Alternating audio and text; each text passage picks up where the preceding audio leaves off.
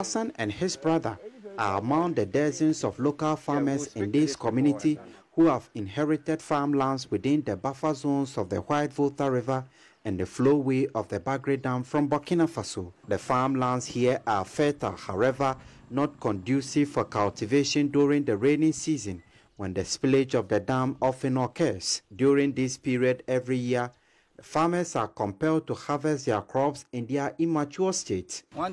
When they open the water like this, at times our farm inputs, everything will go away and leave us. And most of the point, it brings disaster to us. So when we are in it, fighting to get our foodstuffs, maybe some of them will lose their life through that. So because of that, it disturbs us too much. So we are building to any government or any NGO who can come and assist us to get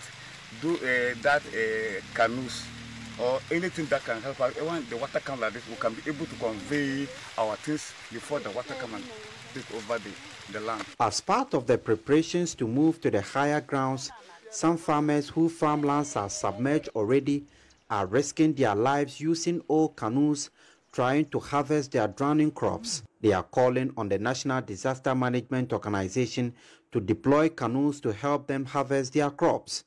If the water comes and we are going to harvest our maize, we don't have plenty boats here. Some go inside the water, maybe snake day, and then the small insects, they are all affecting. Somebody can get snake bites, and maybe if he didn't get that, he would die because of it. The National Disaster Management Organization has since arrived in the region and activated its flood response exercise codenamed Operation Tenderboat. The Director General, Eric Nana Ajiman Prempe, led the stakeholders dialogue at Nalirgu on how to coordinate the floods that could occur as a result of the spillage. Already some communities have been affected.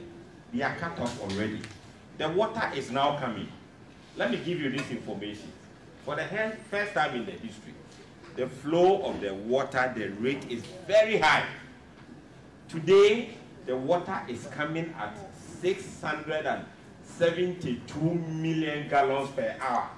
The Director General repeated the notice for all those carrying out activities along the riverbanks to immediately stop and evacuate.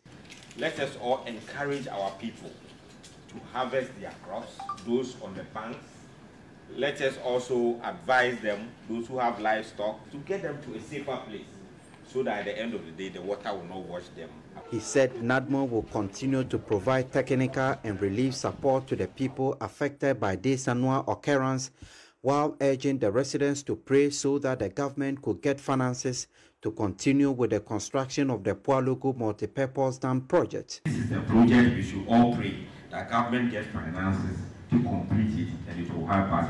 This is a long-term solution to the Bagre Dam spillage. Until then, the twin annual occurrence caused by the spillage of the dam and the torrential seasonal rains will continue to wreak havoc on the lives and livelihoods of poor farmers in the north of the country. For Joy News, Ilyas Sutanko, Wale Wale.